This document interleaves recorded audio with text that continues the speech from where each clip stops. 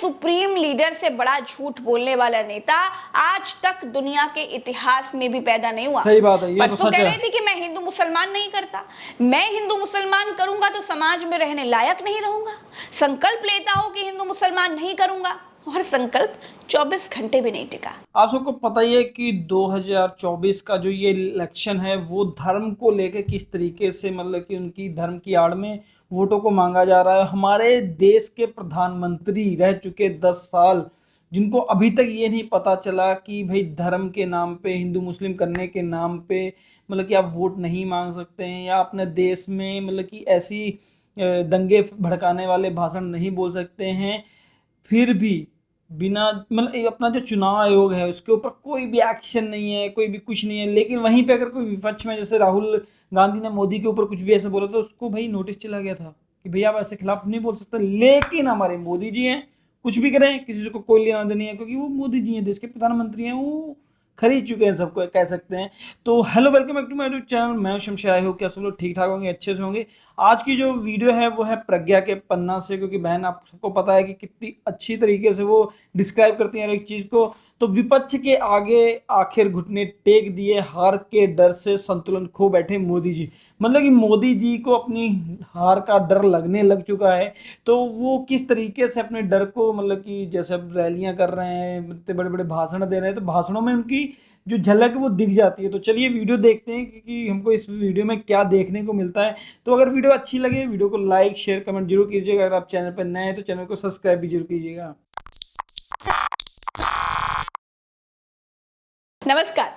अंबानी के चैनल पर कल ही नरेंद्र मोदी त्रिया चरित्र रच रहे थे कि उन्होंने कहा ही नहीं कि कांग्रेस आ जाएगी तो राम मंदिर गिरा देगी। 24 घंटे भी नहीं बीते, नरेंद्र मोदी बाराबंकी में आज ये कहते हुए पकड़े गए कि अगर सपा कांग्रेस आ गई तो ये लोग राम मंदिर पर बुलडोजर चला देंगे। यही उनका खेल है। ये सपा मोदी जी कांग्रेस कह वाले रहे सरकार में आए शर्म नहीं आ रही है भाई, देश के तो प्रधानमंत्री रामलला को फिर से टेंट में भेजेंगे भाई और मंदिर पर बुलडोजर चलवा देंगे।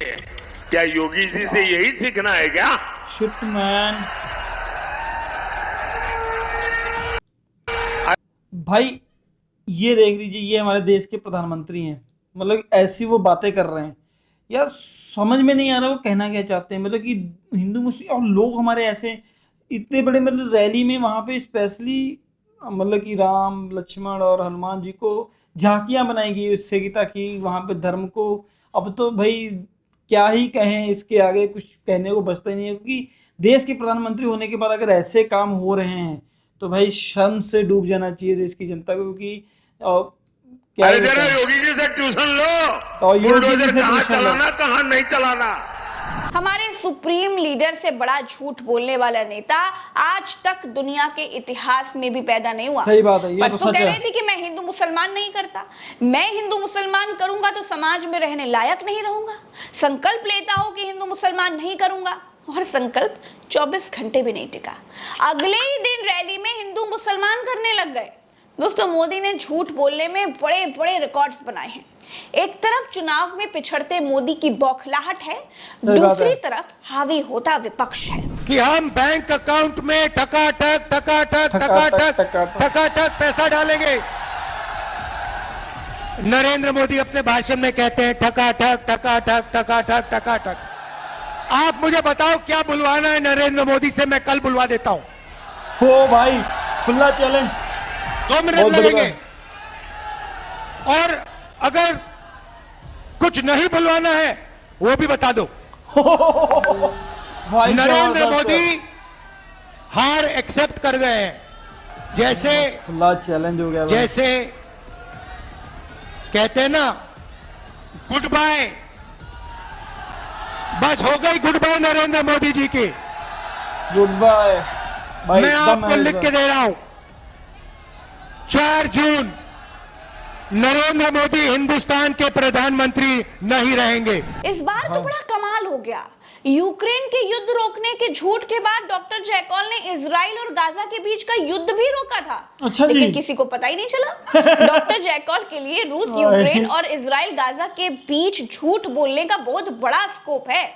डॉक्टर जयकॉल यहाँ के लिए जो मुंह में आए वो बोल सकते हैं। जैसे डॉक्टर फिक्सिट पानी का बहना रोक देता है ना, बिल्कुल बिल्कुल वैसे सही ही बात है। हमारे डॉक्टर जयकॉल युद्ध रोक देते डॉक्टर हैं। जयकॉल, युद्ध कहीं का भी भाई। हो, बस इनके मन में एक बार आ जाए कि गुरु युद्ध रोकना है, तो ये बस रोक देते हैं। रुक गया। इस बार उन्होंने गाजा का युद्ध रुकवाने का दावा कर दिया है। डॉक्टर जयकॉल वैसे तो मणिपुर की लड़ाई तक नहीं रोक पाते, अरे अरे महंगाई यार। तक नहीं रोक पाते, डॉक्टर बहुत जयकॉल उस बुरा हाल है रिवन्ना भाई। को भागने तक से नहीं रोक पाते, लेकिन डॉक्टर जयकॉल ने फिर से युद्ध रोकने का दावा कर दिया है। डॉक्टर जयकॉल की एक और आदत है कि डॉक्टर जयकॉल हमेशा शेखी वहीं बगाड़ते हैं जहां से भारतवासी झूठ के सबूत बरामद न कर पाए। डॉक्टर जयकॉल सही को ये बात है। मालूम है कि इजराइल और फिलिस्तीन से कोई पूछने थोड़ी जाएगा हाँ, ये कि बात- डॉक्टर जयकॉल के कहने पर युद्ध रुका भी था कि नहीं रुका था। दो मिसाइलें चलने के बीच अगर 2 मिनट का भी अंतर होगा तो डॉक्टर जयकॉल उसे युद्ध रोकना कह सकते हैं। डॉक्टर जयकॉल की फेंकने की पूर्ववर्ती आदत के मुताबिक लोगों को यह मानने में जरा भी कठिनाई नहीं हो रही है कि फेंकने में उस्ताद डॉक्टर जयकॉल युद्ध रुकवाने की बात पर फिर से 100% फेंक ही रहे हैं। फिर बेचैन हो जाते हैं, अच्छा जी। नींद हराम हो जाती है, लेकिन फिर क्या करते हैं, जैसे बहुत बुखार चढ़ जाए ना तो वो आदमी कुछ भी बोलता है। दोस्तों, डॉक्टर जयकॉल वो आदमी हैं कि पूरे रमजान का महीना बीत गया, अच्छा। अपने देश के किसी मुसलमान को सहरी या फिर इफ्तार में एक खजूर तक नहीं खिला पाए। ये अपने देश के दंगाइयों को कपड़ों से पहचान लेते हैं। अच्छा इनको जी। मुसलमानों के आरक्षण से तकलीफ है।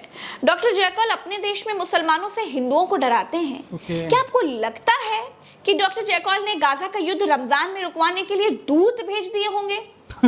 अगर ऐसा है तो झूठे सोचिए। डॉक्टर जयकॉल बड़े दरियादिल आदमी हो गए हैं। कि वो माताओं बहनों का सोने का हिसाब करेंगे, अच्छा जी। उसकी जड़ती करेंगे, जानकारी लेंगे और फिर उस संपत्ति को बांट देंगे और उनको बांटेंगे जिनको मनमोहन सिंह जी की सरकार ने कहा था कि संपत्ति पर पहला अधिकार मुसलमानों का है। अब मैं भाई, part time shame on mangalsutra यार। बचाओ समिति के मतलब- अध्यक्ष डॉक्टर जयकॉल भाई ऐसी सोच अगर रख रहे हैं देश के प्रधानमंत्री होने के बावजूद, तो भाई शेम ऑन। और कैसे यार, कैसा संदेश दे रहे हैं ये देश की जनता को, और कैसा संदेश दे रहे हैं अपने देश के बाहर इंटरनेशनली, ये कैसा इम्पैक्ट पड़ रहा होगा भाई।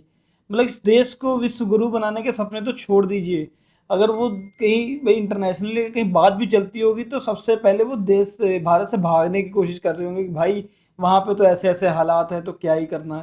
भाई ऐसे अगर इलेक्शन के टाइम पे अगर इलेक्शन ही आपके लिए सब कुछ हो गया है तो भाई इससे बुरी बात कोई नहीं है, क्योंकि यार सत्ताएं बदलती रहती हैं। इसमें अगर सोचे कि उसके बाद हम अपने देश के हालात बद से बदतर कर पाएंगे तो वो मुझे लगता नहीं कि ऐसा हो पाएगा। जी ने गोदी मीडिया पर जो लंबा लंबा फेंका है वो आपको अक्षरशः बता देती हूँ।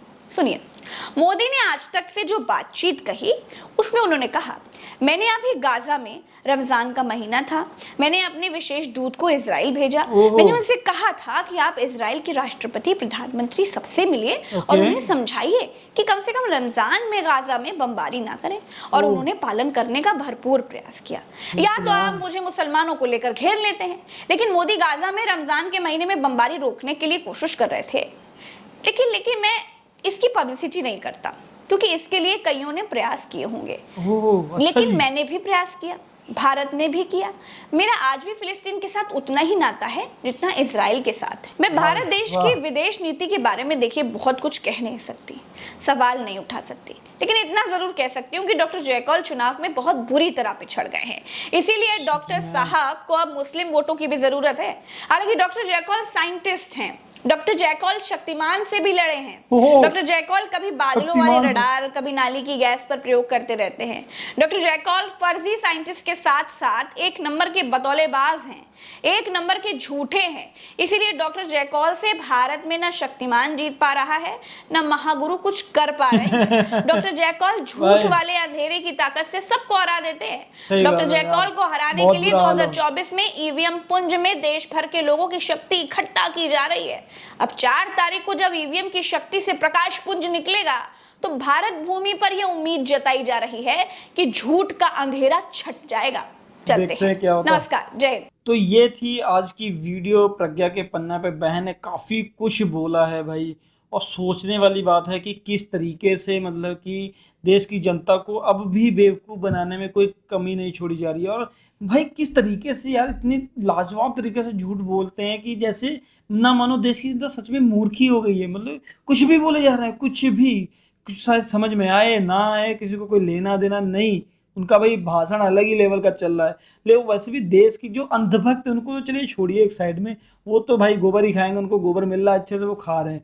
लेकिन भाई जो देश के सच्चे में, जो सच में देश को चाहते हैं कि हाँ भाई किसी अलग लेवल पे ले जाया जाए या अपने देश को भाई आने वाली दुविधा से बचाया जा सके, वो सच में अपनी वोट का सही इस्तेमाल कर रहे हैं। और ध्रुव राठी भाई ने सच में जो पहल की है उसको यार सैल्यूट है, क्योंकि भाई बंदे ने भाई अकेला वो बंदा है जिसने भाई सबसे पहले मैं कहूँगा कि वो सबने कदम उठाए, लेकिन उसकी आवाज़ जो है अलग ही बुलंदियाँ छा रही हैं। तो भाई सच में सपोर्ट करना, उनकी वीडियोस को देखना, अगर नहीं देखी देख के शेयर भी जरूर करना। तो आई होप कि आज की जो ये इलेक्शन वीडियो है काफ़ी लाजवाब लगी होगी, काफ़ी इन्फॉर्मेशनल वीडियो थी। और जो हमारे देश के डॉक्टर जयकौल हैं उनको मतलब कि जो उनकी हार है उनको दिखने लग गई है, इसके ऊपर भी काफ़ी कुछ चर्चा हुई। तो मिलते हैं नेक्स्ट वीडियो में एक और अच्छी सी इलेक्शन वीडियो के साथ, तब तक के लिए टेक केयर, बाय बाय।